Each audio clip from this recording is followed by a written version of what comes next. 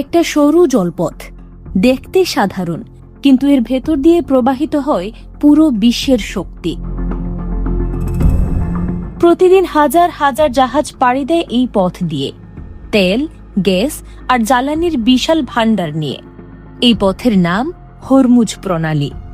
মধ্যপ্রাচ্যের হৃদয়ে পারস্য উপসাগর আর ওমান উপসাগরের মাঝে অবস্থিত এই সরু জলপথ। এক পাশে ইরান, অন্য পাশে ওমান এবং সংযুক্ত আরব আমিরাত।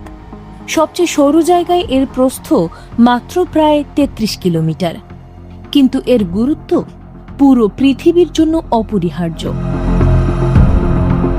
বিশ্বের মোট তেলের প্রায় ২০% এই একটি মাত্র প্রণালী দিয়ে পরিবহন করা হয়। সৌদি আরব, ইরাক, কুয়েত, কাতার এই দেশগুলোর তেল ও গ্যাস বিশ্বের নানা প্রান্তে পৌঁছায় এই পথ ধরেই। চীন, ভারত, জাপান, ইউরোপ সবাই কোনো না কোনোভাবে নির্ভরশীল এই রুটের উপর। হরমুজ শুধু একটি জলপথ নয়, এটি বৈশ্বিক জ্বালানি ব্যবস্থার প্রাণরেখা। কিন্তু প্রশ্ন হল, যদি এই পথ একদিন বন্ধ হয়ে যায় তাহলে কি হবে? প্রথম ধাক্কা আসবে তেলের বাজারে। জ্বালানির দাম হঠাৎ বেড়ে যেতে পারে কয়েক গুণ। এর প্রভাব ছড়িয়ে পড়বে বিশ্বজুড়ে, পরিবহন, শিল্প, খাদ্য সরবরাহ সবখানে। বিশ্ব অর্থনীতি এক অস্থির অবস্থার মধ্যে পড়ে যাবে। মুদ্রাস্ফীতি বাড়বে, পণ্যের দাম বাড়বে এবং সাধারণ মানুষের জীবন হয়ে উঠবে আরও কঠিন। হরমুজ প্রণালীকে ঘিরে সবসময়ই থাকে রাজনৈতিক উত্তেজনা। ইরান বহুবার হুমকি দিয়েছে যে চাপ বাড়লে তারা এই পথ বন্ধ করে দিতে পারে। অন্যদিকে যুক্তরাষ্ট্র ও তার মিত্ররা সব সময় চেষ্টা করে এই পথ খোলা রাখতে। ফলে এটি শুধু একটি ভৌগোলিক পথ নয়, এটি একটি বৈশ্বিক শক্তির কেন্দ্রবিন্দু। এখন প্রশ্ন আসে, এর কোনো বিকল্প আছে কি? কিছু সীমিত বিকল্প রয়েছে।